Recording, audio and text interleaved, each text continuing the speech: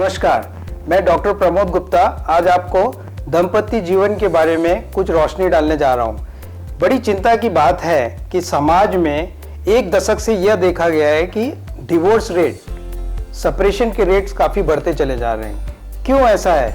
ये 7 जन्मों का बंधन इनका साथ में रहता है और ये 7 मिनट भी साथ में नहीं रह सकते हैं, सिर्फ छोटे से मतभेद के कारण। क्यों ऐसा हो रहा है? क्या मैं दोष किसको दूं? शिक्षा को दूं, समाज को दूं, सबके लाइफस्टाइल में बदलाव को दूं मैं? ये बड़ा एक चिंता का विषय है। हस्बैंड वाइफ दोनों जो है वो काम कर रहे हैं, उसको दें, किस चीज़ों को दें कि इनमें कहीं ना कहीं से खुशी, संतुष्टि व आत्मविश्वास ये सब की कमी देखी जा रही है। ये छोटे से एक मतभेद के कारण यह समस्या इस स्तर तक पहुंच जाती है कि वह क्षणिक 7 मिनट के अंदर, क्षण माने 7 मिनट के अंदर में वह निर्णय लेते हैं कि हमें अलग होना है। अब इसमें इंपॉर्टेंट चीज क्या है? क्यों ऐसी समस्याएं पैदा हो रही हैं? मेरी नज़र में यह चीजें इस रूप में देखी जाती है कि ये कम्युनिकेशन गैप एक रीजन है, मेन रीजन जो होता है कि हम अपने विचारों को आदान प्रदान जो होता है हस्बैंड वाइफ के बीच में, पति पत्नी के बीच में, वो सही तरीके से नहीं हो पाता है। ऐसा क्यों है कि लव, डिवोशन और जो रिलेशंस के बीच में मधुरता है अचानक से कम होती चली जा रही है? दोष किसको दिया जाए? समाज को, खुद को, या परिवार को, या शिक्षा को, या उनकी योग्यता को? ये एक अपने आप में बहुत सोचने की बात है। हम ये चीज़ों को बहुत ध्यान से देखें तो यह चीज़ हमें समझ में आती है कि हमारे इस तीव्र गति से, तेज गति से जो जिंदगी चल रही है, इसमें हस्बैंड वाइफ के या पति पत्नी के बातचीत ही नहीं हो पाती है। सिर्फ एक कमांड्स के रूप में बात चलती है कि आप ये कर लीजिए, आप वो कर लीजिए, मुझे ये चाहिए, मुझे वो चाहिए। लेकिन हम अपने भाव से, अपनी चाहत को, अपनी अपेक्षाओं को, अपनी प्लानिंग को, फैमिली को लेकर के, खुद को लेकर के, जॉब को लेकर के किसी भी तरह की बातचीत नहीं हो पाती है और हम अपने विचारों का आदान प्रदान नहीं कर पाते हैं। इसी तरह से कम्युनिकेशन गैप पैदा होता है और जिसके कारण शायद उनके विचारों में भी तालमेल नहीं होता और यह संबंध खटास में आ जाते हैं। दूसरा होता है लैक ऑफ एक्सप्रेशन। इसका मतलब होता है कि अपनी फीलिंग्स को, क्या उनकी चाहत है, क्या वो करना चाहते हैं और वो उनसे क्या अपने पार्टनर से अपेक्षा करते हैं, उन चीज़ों को वो एक्सप्रेस नहीं करते। इनका एक सरल सा उदाहरण देता हूँ कि हम अगर कहीं रेस्टोरेंट में खाना खाने जाते हैं तो हम उनसे पूछते हैं कि आपको क्या चाहिए, तो उनका सवाल जो तुम बोलो मैं खा लूँगी। अब ये चीज़ें बहुत ही एक डिप्लोमेटिक वे से देखी जाती हैं। आपको वहाँ पे स्पष्ट रहना है कि आज मुझे ये खाने की इच्छा है, तुम्हें क्या खाने की इच्छा है। इन चीज़ों को अगर मैं स्पष्ट कर दूँ, शायद तक बहुत से न्यूली मैरिड कपल्स का डिनर एक हेल्दी डिनर हो जाएगा और वो कैंडल लाइट डिनर में बदल जाएगा, ना कि हवन का डिनर हो जाएगा। ये चीज़ों को हमें ध्यान में रखना है। तीसरा एक इम्पॉर्टेंट पॉइंट होता है कि एरर्स, जब संबंध हमारे अच्छे और एक सुलझे हुए रहते हैं, प्रगाढ़ रहते हैं, तो हम वहाँ पे नेगेटिव पॉइंट्स के ऊपर में ध्यान देने लगते हैं और उस पर करेक्शन की चर्चा करते हैं। अब नेगेटिव पॉइंट्स, मेरा कहने का मतलब ये नहीं है कि हम पब्लिक प्लेस में या परिवार में जब सब साथ में बैठे हुए हैं उस समय उनके नेगेटिव पॉइंट्स को हाईलाइट करें। नेगेटिव पॉइंट्स का मतलब है, एरर्स का मतलब है कि आप जब एकांत में अपने पार्टनर के साथ रह रहे हैं उस समय में उस नेगेटिव पॉइंट्स को चर्चा पे लाएं और उस पे करेक्शन कैसे करें, उनसे यह बात करें और उनको यह एहसास दिलाएं इस बार आपने किया है, इसमें कोई बात नहीं, नेक्स्ट टाइम से अपन और बेटर कर सकते हैं।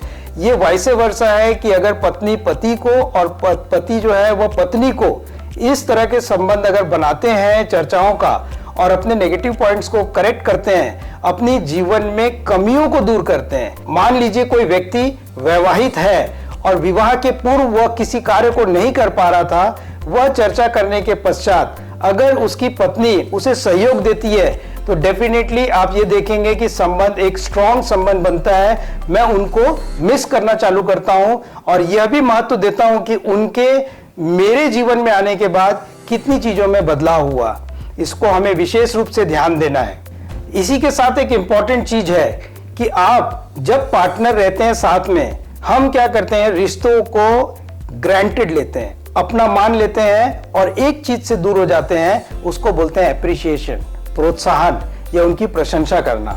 यह हमारा कर्तव्य और धर्म है कि हमारे सामने अगर कोई चीज मिल रही है और हमारे नजदीक का व्यक्ति अगर कोई कार्य कर रहा है, वो भी अर्धांगिनी, सबसे बड़ा आपका यह कर्तव्य बनता है कि आप उनके खाने को, उनके स्टाइल को, उनके पहनावे को, उनके कार्य करने के तरीके को, उनको समाज को जिस तरह वो हैंडल करती हैं, परिवार में जिस तरह सामंजस्य बना के रखती हैं, उनको आप समय से समय प्रोत्साहित करें ताकि उनका आत्मविश्वास बढ़े और आपके संबंध और अच्छे मजबूत हो सकते हैं। यह देखा गया है, हम इन्हीं चीजों के अंतर्गत यह नहीं करते हैं और कहीं ना कहीं मतभेद बनती है और यह कारण हमारे झगड़े का बन जाता है और धीरे धीरे यह जुड़ के एक ज्वालामुखी बन फूटती है। वह ज्वालामुखी को डिवोर्स या सेपरेशन कहते हैं। आपको दो और पॉइंट कहना चाहूंगा।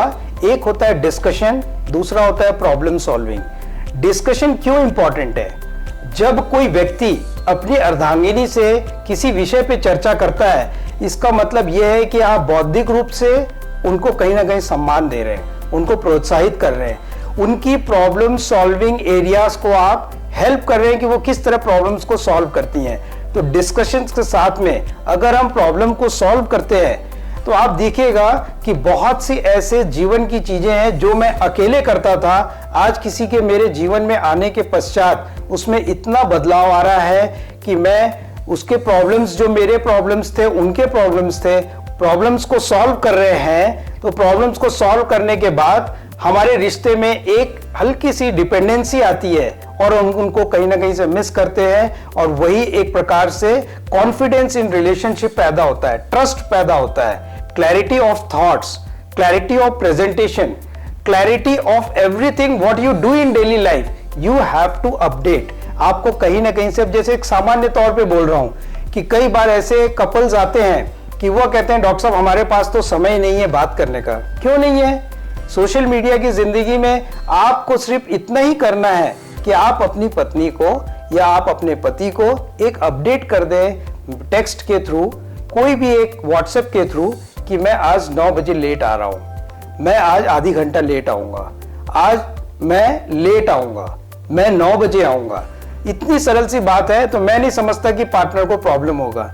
मुझे आना चाहिए 5 बजे और मैं पहुंच रहा 10 बजे, ये कारण बन जाता है मिसअंडरस्टैंडिंग का।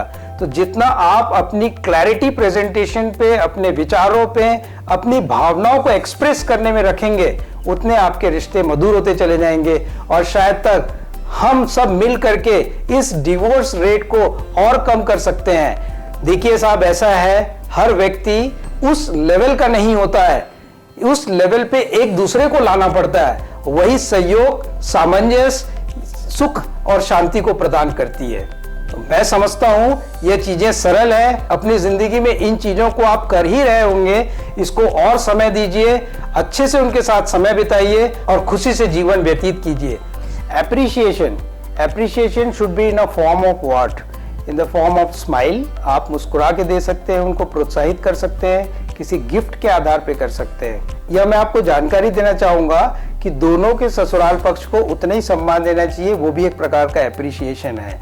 तो उनसे आपके और रिश्तों में मधुरता आएगी।